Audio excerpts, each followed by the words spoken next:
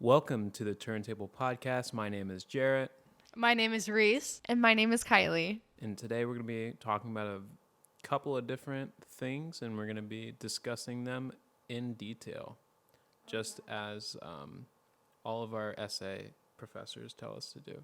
So today we have decided to do our first album review.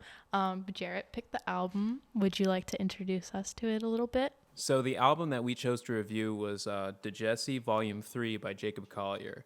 And, if you're not versed on who Jacob Collier is, he's a really, really, really brilliant musician who, just knows just about everything there is to know about music theory and all of its inner workings. And that album that we're going to be reviewing is probably one of his more technical things. I mean, the album starts with just a cacophony of just random noise and effects, and then which leads into the first actual song of the album. But yeah, he's a unique character. He does a lot of different things with instrumentation and specifically his vocals. I've noticed that he does a lot of different things with his vocals that I really don't hear on any other artist's stuff. So what I really liked about this album that you showed us was just the first song I listened to, I was like, all right, it's not really a song, but it's like just the intro.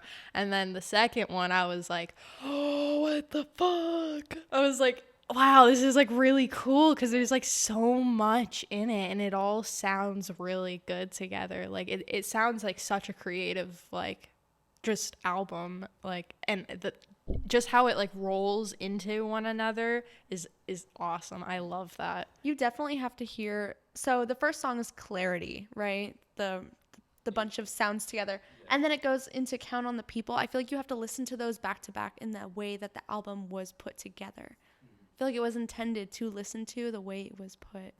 Oh yeah, no, there's definitely a very good coherence between the tracks.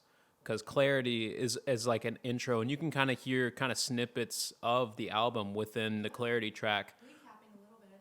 I mean, yeah, like a little synopsis of the album, but it's just everything thrown at you at once, and it's just a bunch of random noises, like phaser sounds and weird electronic. I love the weird spaceship electronic sounds that it starts off with, and then it goes straight into Count the People. And another thing about Clarity too is, you know how you can hear some parts of the other songs? It sounds like it's reversed. Some of them sound reversed. It probably is. Sounds cool though. It's interesting. Yeah, and then it's just, I feel like basically all the way until Time Alone with You, which is the fourth track on the album. That one was so good. I love Time Alone with You. Time Alone with You is probably my favorite on the album. But I mean, honestly, everything's really good on the album. But up until that point, it's just constant energy. It's just more and more and more, and it kind of escalates until the climax within In My Bones with Kimbra and Tank and the Bangas. And I don't know who the Tank and the Bangas are, but I know Kimbra. A lot of people know Kimbra, and that song is just from the beginning to the end is just constant stimulating, there's a different sound in every ear, there's something coming at you in every direction, and it ends with a fucking explosion. It's huge. It's a huge sound. So Time Alone with You is your favorite song off that album. What's yours, Reese? Okay, so my three favorites that I wrote down were In My Bones, Time Alone with You, and Count the People. I think it's Count the People. Count the People. My favorite songs are completely different than your guys. I have two top favorite songs. Mine is Sleeping on My Dreams. That's my number one favorite song off that whole album. I just think it's so fun and it's so full of energy. And I like the way it transitions so it starts to sound like an oldies type of song, like In My Bed, that lyric in it. And then it jumps straight into this jazzy, fun feel. But then the other song I really, really like off of it has a completely 180 from the song Sleeping on My Dreams. It is He Won't Hold You. I really like that song a lot, and it's so sad and it's so depressing, but I like it. I like the feel of it. I just love all the different elements in the Yeah. songs. Like, there's just so many. It's so interesting. The album kind of reminds me of somebody's like life story. Like you're watching somebody's life. He definitely uses sounds, and I mean, just everything about Jacob Collier's sound is so unique from any other artist I've ever listened to. And I know some people kind of say that, and they're like, oh, they're revolutionary and whatnot. This guy's crazy, because he's shown some of his sessions, like, you know, his DAW sessions before on his Instagram and stuff.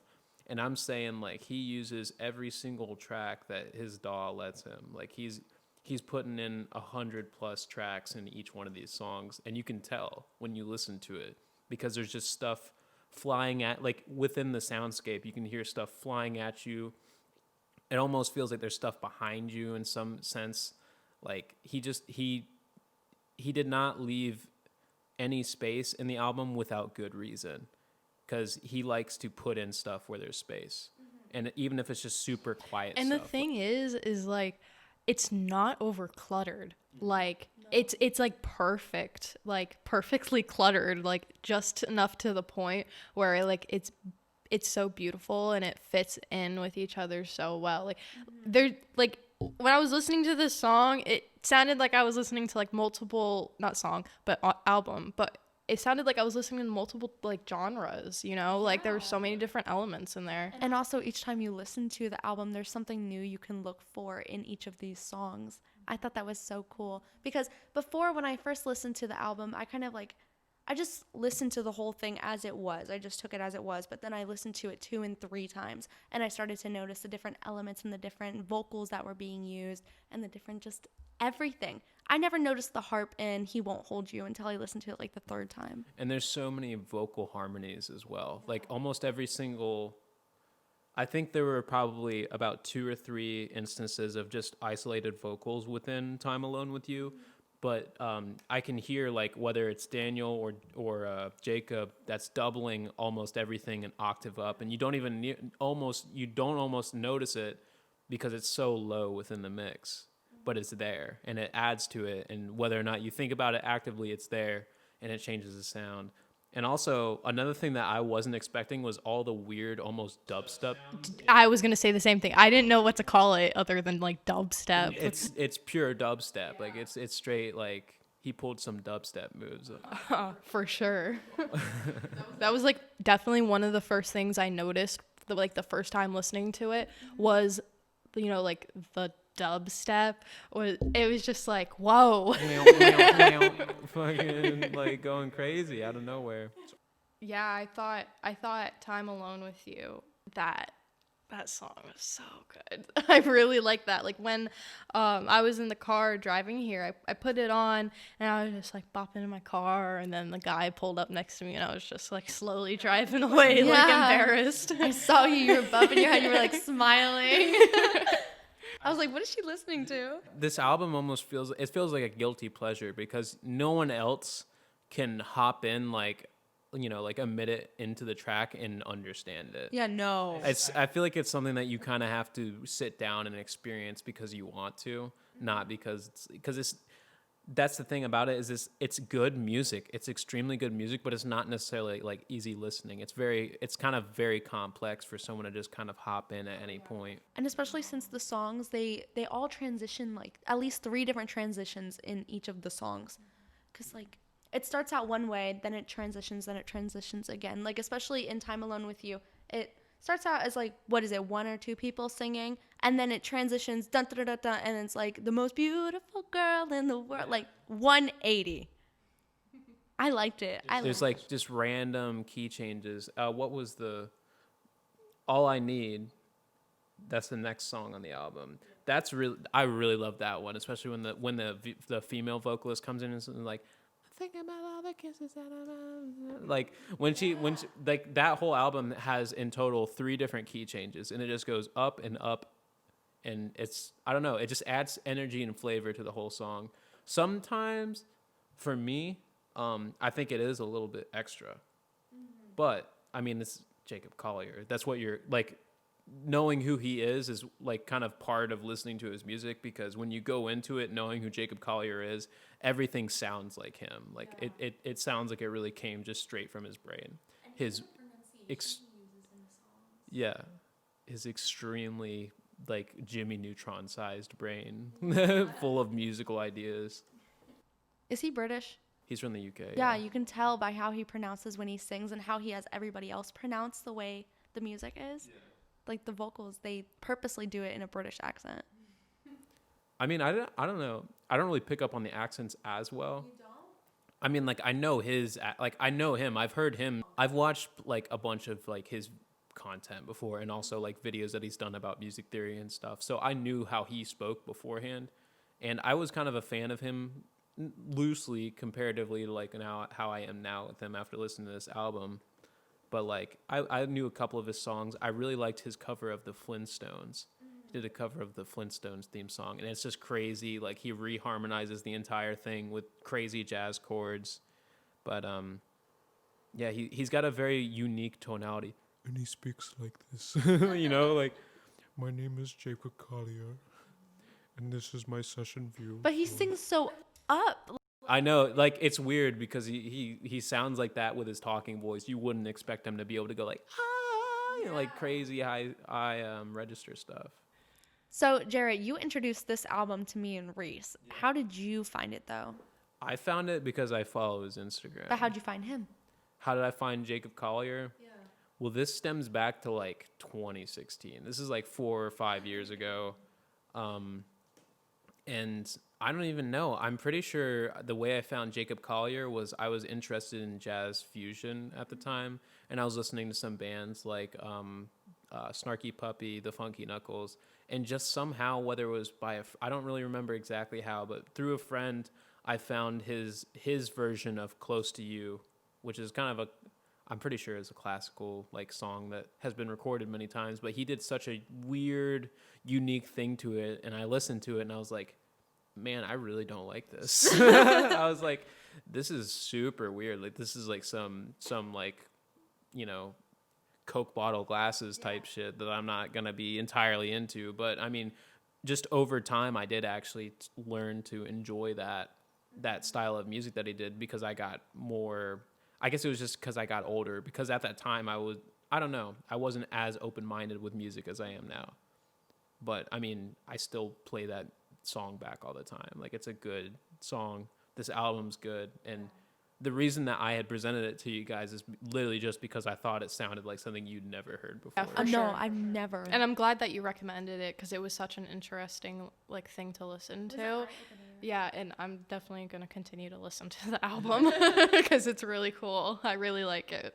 But also another thing too, he ends the album with the song To Sleep, and he's like singing you to sleep. He's telling you we spent all this time together. I just think like that's why I see it as a life story. I mean, yeah, it really is.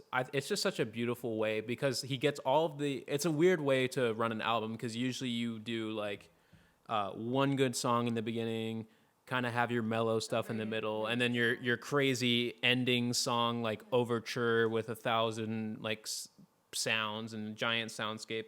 But he does not necessarily the opposite, but he gets just all the energy out of the way in the beginning of the album. Yeah. It's just constant cool, like crazy energy right at you in the beginning. It's just it plateaus at the beginning and then just slowly sends it off to sleep, you know? It's like almost sad, you know?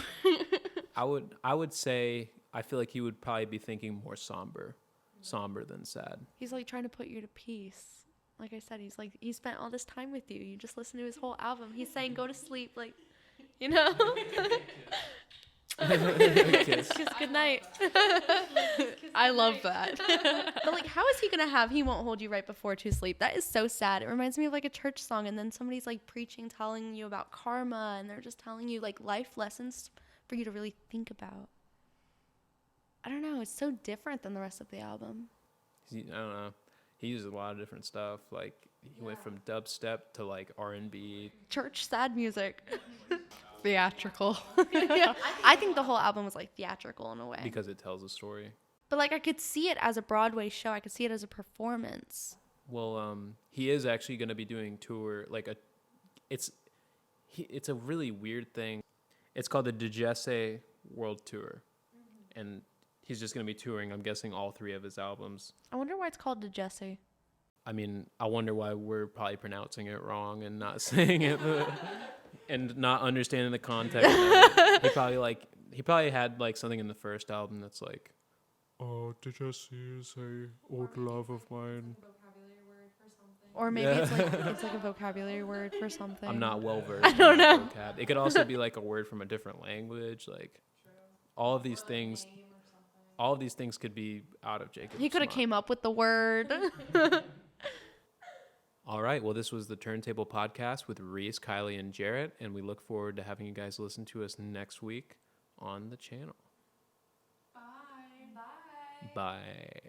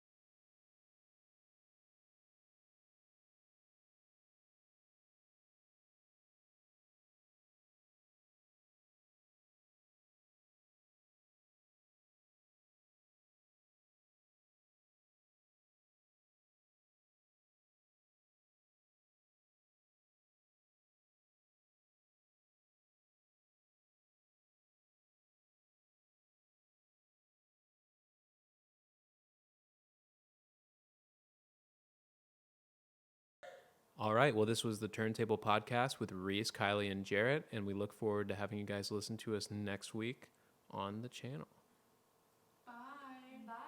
Bye. Bye.